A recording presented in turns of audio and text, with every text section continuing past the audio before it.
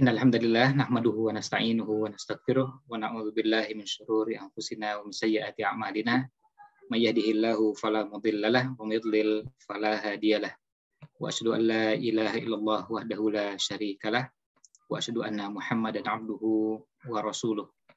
Allahumma shalli wa sallim ala nabiyyina Muhammad wa ala alihi wa sahbihi ajmain, amma ba'd. Alhamdulillah, pada kesempatan malam ini kembali kita dipertemukan oleh Allah SWT untuk sama-sama belajar. Yang pada kesempatan di malam ini, insya Allah kita akan melanjutkan bahasan kita dari kitab Mujmal Usul Ahli Sunnah wal Jamaah fil Aqidah, yang pembahasannya masih di tema atau bahasan yang berhubungan dengan khosois atau karakteristik dari Ahli Sunnah wal Jamaah. Kita akan coba lanjutkan ke poin berikutnya. Kita lihat sama-sama di sini bahasannya.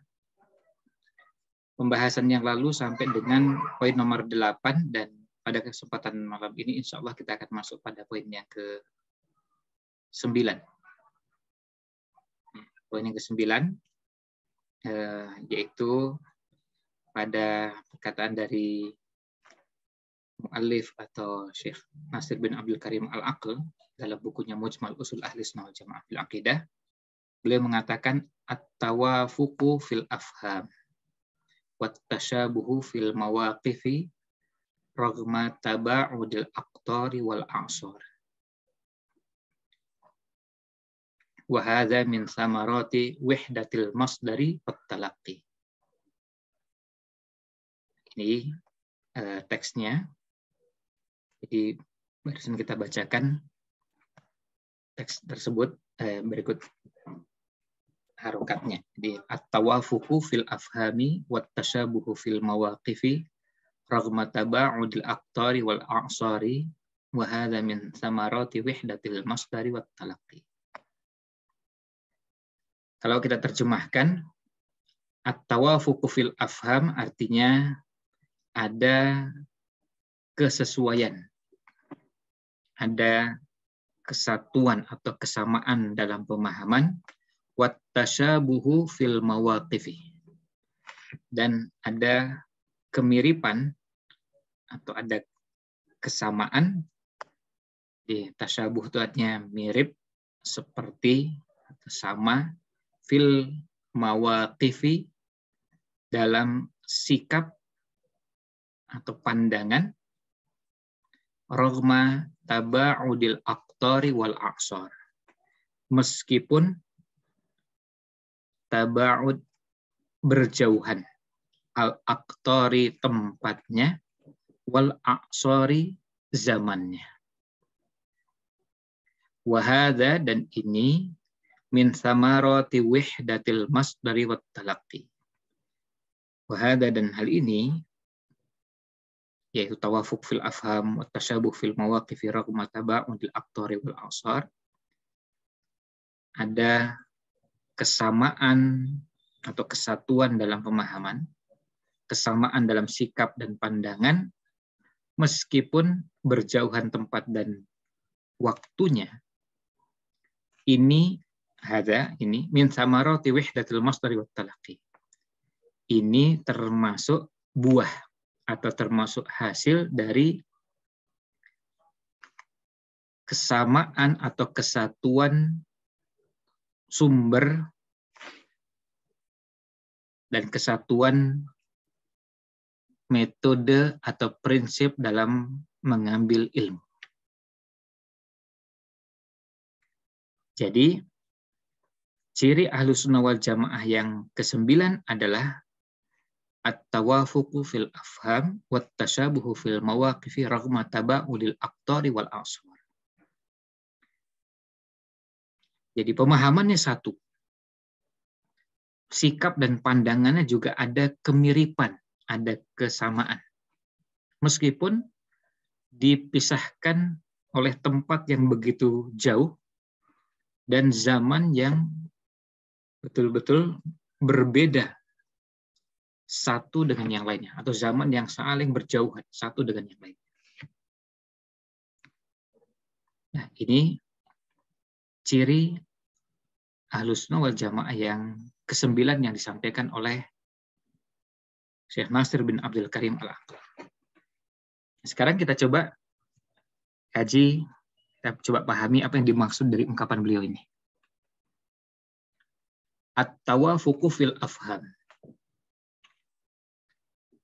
Tawafuq dari wafaqa artinya ada kesesuaian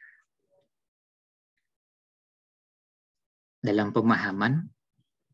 Kenapa ini muncul? Karena sumber dalam akidahnya sama. Rujukan akidahnya sama. Dan pembahasan ini sudah disampaikan di awal sekali pembahasan akidah Ahlussunnah wal Jamaah dalam bahasan tentang masdar talaqi wal istidlal. Bahwa sumber dalam memahami akidah itu Quran, sunnah, kemudian ijma, itulah sumber akidah. Karena Qurannya sama, hadisnya sama, kemudian yang dijadikan rujukan dalam memahami Quran dan hadis juga sama, maka kesesuaian itu bisa kita dapatkan. Karena memang sumbernya sama.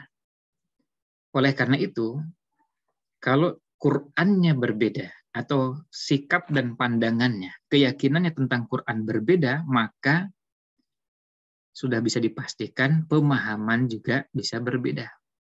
Misalnya, kalau ada yang meyakini bahwa Quran yang sekarang ini ada dianggap tidak asli, sudah mengalami pengurangan, sudah mengalami penambahan, sudah mengalami penyesuaian dan seterusnya, intinya Al-Qur'annya tidak asli lagi. Kalau ada yang berpemahaman seperti itu, sudah pasti akan berbeda dengan Ahlus Sunnah wal Jamaah. Kalau berkeyakinan bahwa Quran yang sekarang ini ada, Quran yang sudah tidak asli. Atau Quran yang sudah perlu direvisi, Quran yang perlu ditambah, Quran yang perlu dikurangi, Quran yang semua yang berhubungan dengan keyakinan seperti ini sudah pasti dalam pemahamannya pasti berbeda. Beda dengan Ahlussunnah wal Jamaah yang yakin bahwa Quran yang sekarang ini ada tidak mengalami penambahan dan pengurangan, dan itu harga mati. Makanya semua ulama Ahlussunnah wal Jamaah, baik perorangan maupun secara kelembagaan, seperti kalau misalnya di kita, negara kita misalnya ada Majelis Ulama Indonesia, itu semuanya sepakat. Kalau ada yang berkeyakinan Quran sekarang ini tidak asli, Quran sekarang ini sudah mengalami pengurangan, atau ada ayat yang perlu ditambah, atau ada ayat yang bahkan perlu dikurangi, atau ada ayat yang perlu diubah, dan seterusnya, semua sepakat itu adalah pemahaman yang sesat, pemahaman yang menyimpang.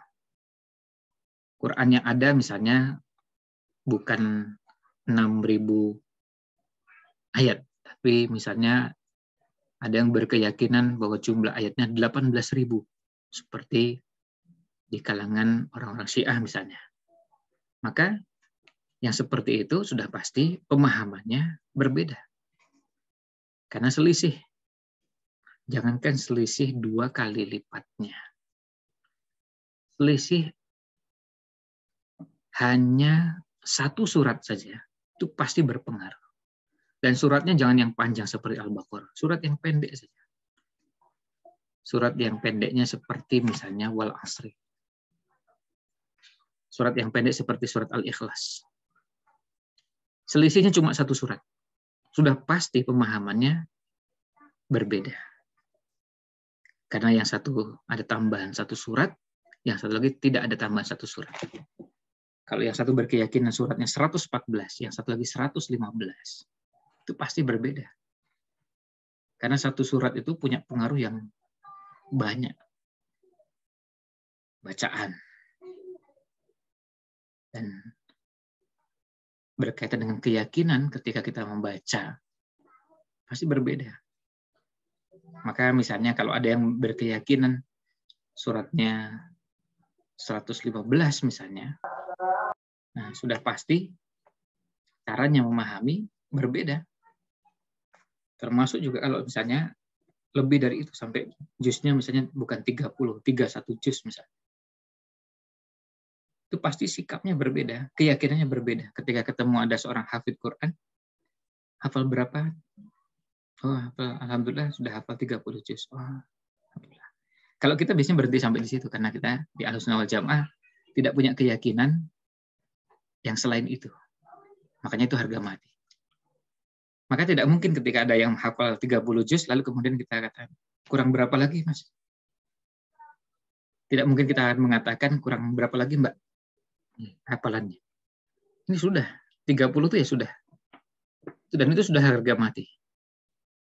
Tidak ada satupun yang punya keyakinan nambah. Jangankan nambah 2 kali lipatnya lah.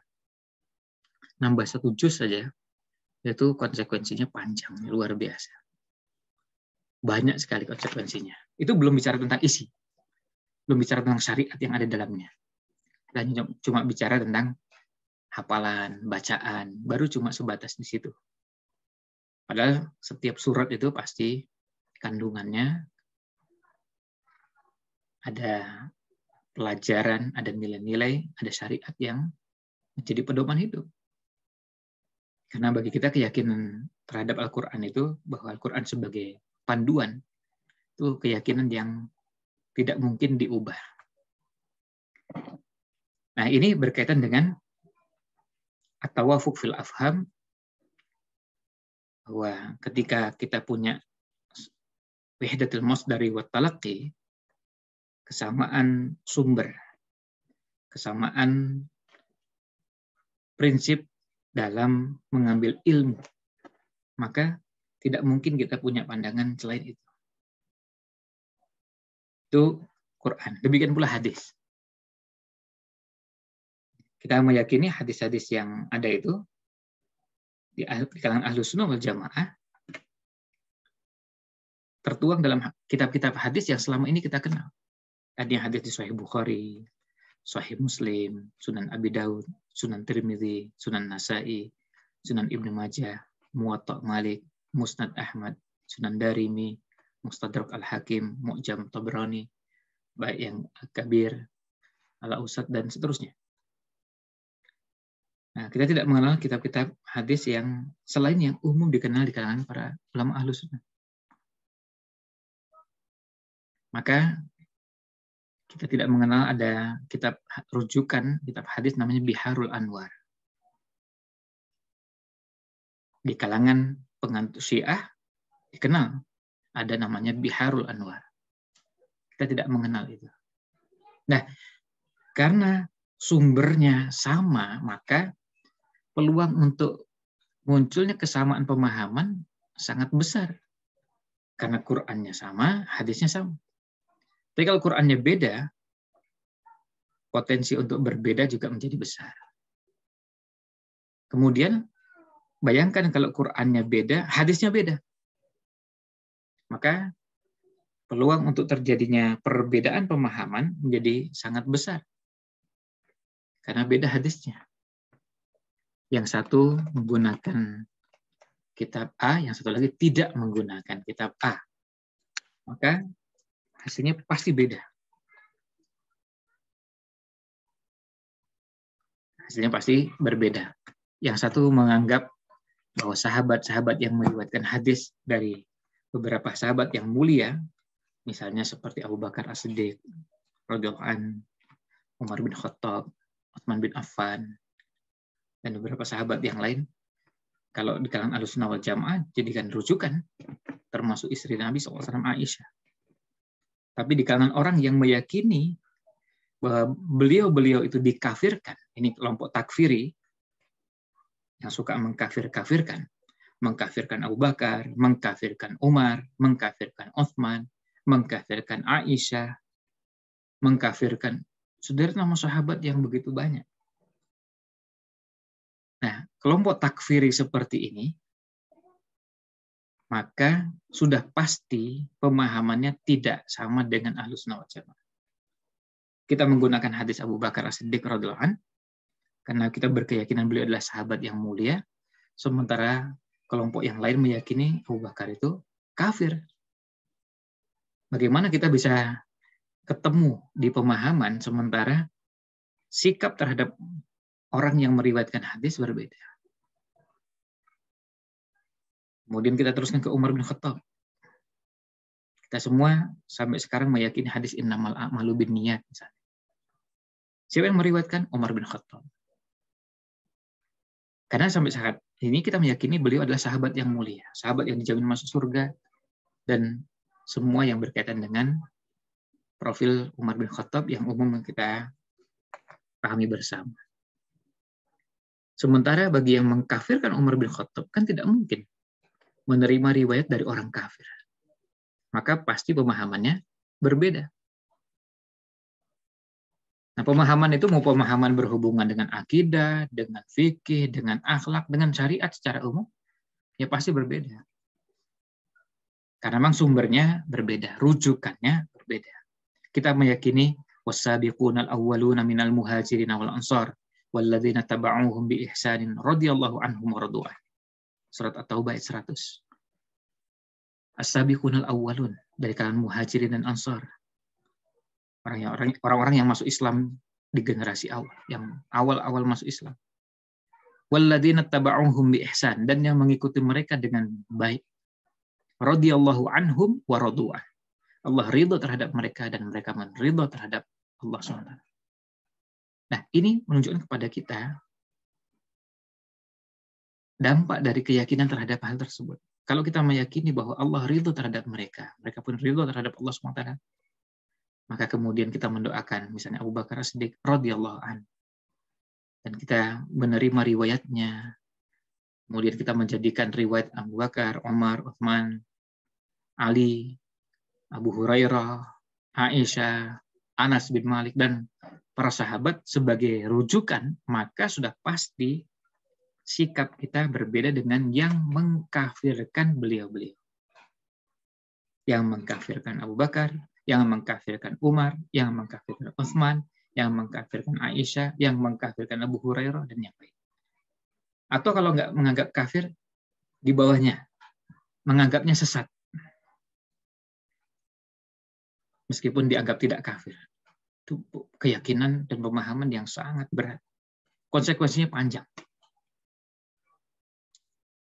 Karena kita tidak mungkin mau belajar pada orang yang kita anggap sesat. Meskipun dianggap muslim tapi sesat, berat kita mau menerima ilmunya. Karena ini orang sesat. Sementara Ahlus Sunnah wal Jamaah berkeyakinan beliau-beliau adalah sahabat-sahabat mulia. Aisyah adalah istri Nabi SAW yang mulia. Maka tidak mungkin kita menganggapnya kafir atau sesat. Ya, mustahil kita menganggapnya kafir atau sesat. Nah, ini yang namanya tawafuk fil afham. Pemahamannya ketemu. Kemudian wattasyabuhu fil mawaqif, dan ada kesamaan dalam sikap atau pandangan. Sikap tentang beberapa hal.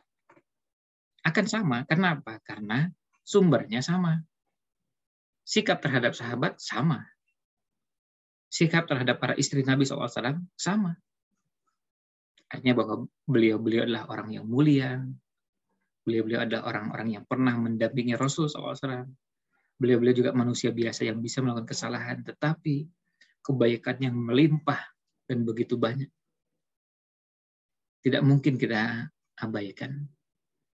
Dan ada orang-orang yang sudah dinyatakan dengan nas, dengan hadis yang sahih, sebagai orang-orang yang dijamin masuk surga. Maka beliau-beliau yang meriwayatkan hadis Nabi SAW dijadikan rujukan. Tidak mungkin kita abaikan. Karena apa? Karena beliau-beliaulah yang meriwayatkan kepada kita. Beliaulah yang menyampaikan kepada kita tentang banyak hal. Kita ini sholat Idul Fitri, kemudian takbiran misalnya, atau Idul Adha yang lalu, kemudian kita takbiran. Takbirannya riwayatnya dari siapa? Dari sahabat. Kalau kita mengucapkan Allahu Akbar, Allahu Akbar. La ilaha illallah, Allahu Akbar. Allahu Akbar walillahil hamd. Kita mengucapkan itu, riwayatnya dari mana? Sahabat. Dan sampai hari ini kita meyakini sahabat adalah orang-orang yang mulia. Riwayatnya gimana? Riwayatnya diterima. Sehingga dijadikan rujukan. Makanya kita gunakan. Bayangkan kalau seandainya ada orang-orang yang berkeyakinan para sahabat tersebut adalah murtad sesudah wafatnya Nabi SAW. Seperti golongan takfiri ya, di kalangan Syiah. Nah, kalau sahabat itu murtad, mana mungkin menerima riwayat? Sementara kita meyakini bahwa beliau-beliau adalah sahabat yang mulia.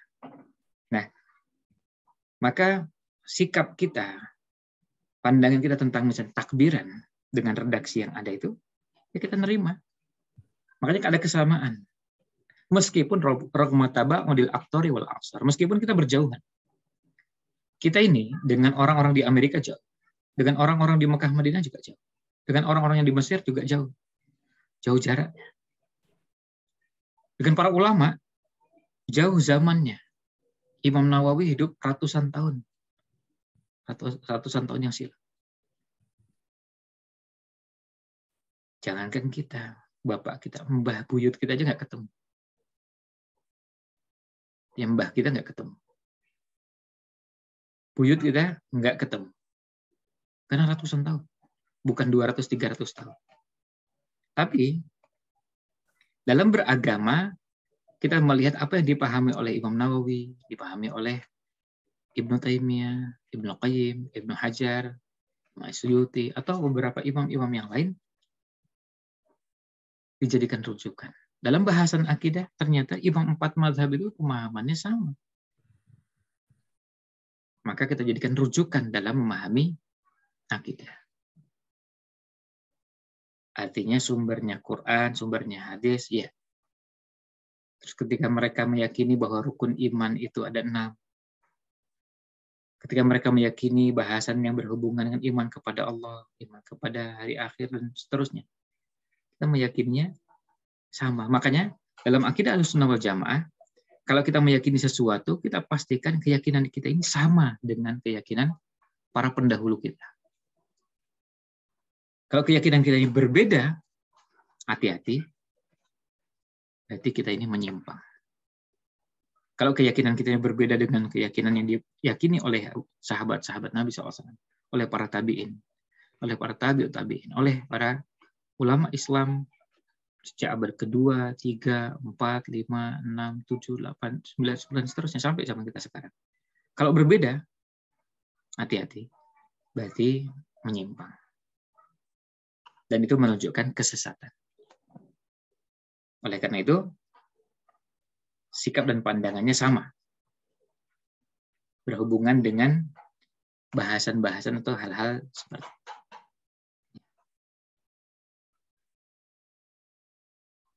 Nah, karena itu, yang namanya kesamaan pemahaman, kesamaan sikap itu memang karena sumbernya sama. Qur'annya sama, hadisnya sama. Ya. Qur'annya sama, hadisnya sama. Kemudian rujukan dalam memahami Qur'an dan hadis juga sama. Rujukan dalam memahami Qur'an dan hadis juga sama. Artinya, imam-imam, ulama-ulama yang dijadikan rujukan dalam memahami Qur'an dan hadis, sejak zaman sahabat ada Ibnu Abbas radhiyallahu anhu misalnya. Rujukan kita sama. Maka kita harus berhati-hati. Kalau kita punya pemahaman terhadap Quran, tapi cara kita memahaminya beda dengan yang dipahami oleh Ibnu Abbas misalnya. Beda dengan yang dipahami oleh sahabat Abu Bakar. Beda dengan yang dipahami oleh dan seterusnya. Kalau sampai seperti itu, hati-hati. Berarti kita berada dalam kondisi yang menyimpang. Ketika para sahabat meyakini berbeda dengan yang kita yakini. Maka kita harus cek bahwa kita yang harus mengoreksi diri. Maka kesamaan pemahaman, kesamaan pandangan, kesamaan sikap, meskipun kita berjauhan dari sisi tempat, berjauhan dari sisi waktu, itu bisa terwujud karena memang sumbernya sama. Itu sebabnya Ahlus Sunnah wal Jamaah itu orang yang paling tenang dalam memahami agama. Kenapa? Karena rujukannya kokoh. Siapa rujukannya? Rujukannya mulai dari sahabat, tabi'in, tabi'ut tabi'in, dan begitu seterusnya. Rujukannya kokoh. Bahkan kita kadang-kadang setiap kali membahas sebuah bahasan, kita lalu mengecek dan mengatakan, ini pemahaman siapa? Yang kita pahami ini sama nggak dengan yang dipahami oleh generasi awal, generasi terbaik umat ini? Kalau sama dengan yang dipahami oleh para sahabat, kita tenang. Alhamdulillah, yang kita pahami sama. Rukun Islam yang kita yakini, sama. Rukun iman yang kita yakini, sama. Kemudian, bahasan-bahasan yang berhubungan iman kepada Allah, iman kepada malaikat, iman kepada kitab, kepada Rasul, dan seterusnya, sama. Nah, kalau sudah sama seperti itu, kita tentu akan merasa tenang karena rujukannya jelas. Nah, ini karakteristik Ahlus Sunnah wal Jamaah yang ke-9. Jadi, ciri Ahlus Sunnah wal Jamaah yang ke-9 atau karakteristik Ahlus Sunnah wal Jamaah yang ke-9 adalah adanya kesamaan pemahaman,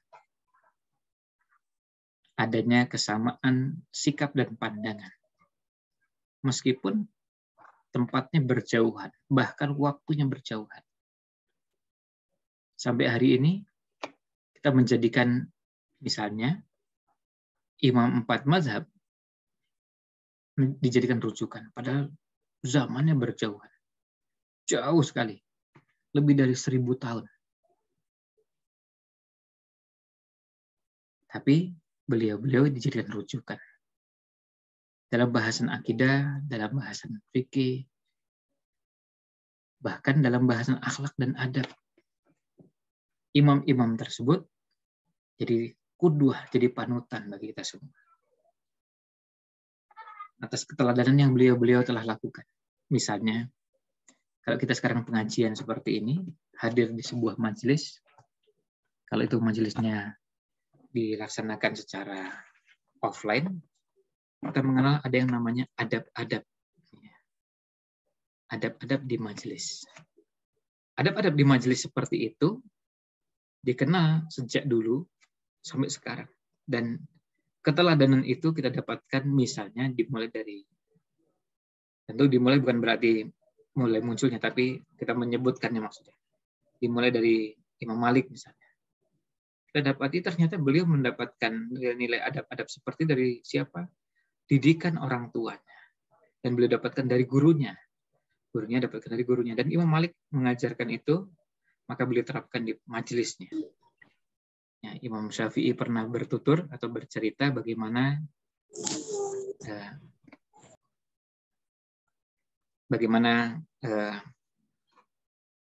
orang yang hadir di majelis Imam Malik, mereka dengan tenang menyimak.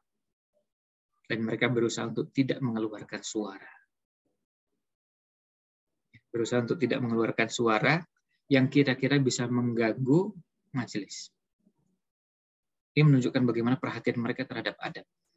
Terhadap adab-adab Islam. Adab di majelis. Yang ini kita dapati diteruskan oleh Imam Syafi'i di majelisnya. Kemudian diteruskan oleh Imam Ahmad di majelisnya. Nah, itu kesamaan. Ada kemiripan sikap, pandangan, berkaitan dengan bagaimana orang menghormati majelis ilmu. Maka ini menjadi contoh bagi kita semua. Mudah-mudahan poin ke-9 dari ciri Ahlus Sunnah wal Jamaah ini semakin meyakinkan pada kita semua kemantapan dalam berada di atas manhaj Ahlus Sunnah wal Jamaah. Karena apa yang kita yakini ada rujukannya. Dan rujukannya para imam-imam tersebut. Apa yang kita yakini sekarang ternyata sama dengan yang diyakini oleh Imam Ahmad, sama dengan yang diyakini oleh Imam Syafi'i, sama dengan yang diyakini oleh Imam Malik. Nah, ketika menyangkut masalah-masalah akidah, sama dengan imam-imam tersebut, juga imam-imam yang lain seperti Imam Bukhari, Imam Muslim, dan yang lainnya, maka akan memberikan rasa tenang dan meyakinkan kepada kita bahwa inilah akidah yang layak untuk dijadikan rujukan. Karena ini yang pernah diyakini oleh para imam-imam. Ya, oleh para imam-imam, misalnya para imam 4 mazhab, para imam 6 penulis kitab hadis, Imam Bukhari, Imam Muslim, Imam Abu Dawud, Imam Tirmidzi, Imam Nasai, Imam Ibnu Majah. Juga oleh imam-imam, sederet nama imam yang begitu panjang. Artinya ada imam yang hidup di akhir abad pertama misalnya. Atau ulama yang hidup di akhir abad pertama, hidup di abad kedua, hidup di abad ketiga. Beliau-beliau imam-imam yang dijadikan rujukan. Nah, ini bahasan kita untuk kesempatan malam ini di poin ke-9. Jadi pembahasan kita tentang kesamaan sumber, kesatuan sumber, metode, prinsip dalam mengambil ilmu, itu yang dijadikan dasar kenapa muncul sikap yang sama, pandangan yang sama, pemahaman yang sama karena hal tersebut. Meskipun tidak dipisahkan dengan tempat yang berjauhan, zaman yang juga jauh. Kita ini dengan Imam Syafi'i jauhnya luar biasa tempat dan zaman. Kita hidup di sini, Imam Syafi'i hidup di tempat yang jaraknya ribuan kilometer dari tempat kita. Kemudian zamannya lebih dari 1000 tahun jarak antara kita dengan Imam Syafi'i. Tapi pada saat kita membicarakan tentang hukum-hukum murtad misalnya, atau bahasan yang lain berhubungan dengan akidah, dengan masalah keimanan, kita memastikan pemahaman kita sama dengan yang diyakini oleh Imam Syafi'i. Maka kita memberikan rasa tenang. Demikian ulasan kita pada kesempatan malam ini. Mudah-mudahan bahasan ini ada manfaat yang kita bisa ambil. Mohon maaf jika kurang berkenan. Allahu a'lam. Sallallahu alaihi wasallam ala Nabi Muhammad wa ala alihi wa sahbihi ajma'in.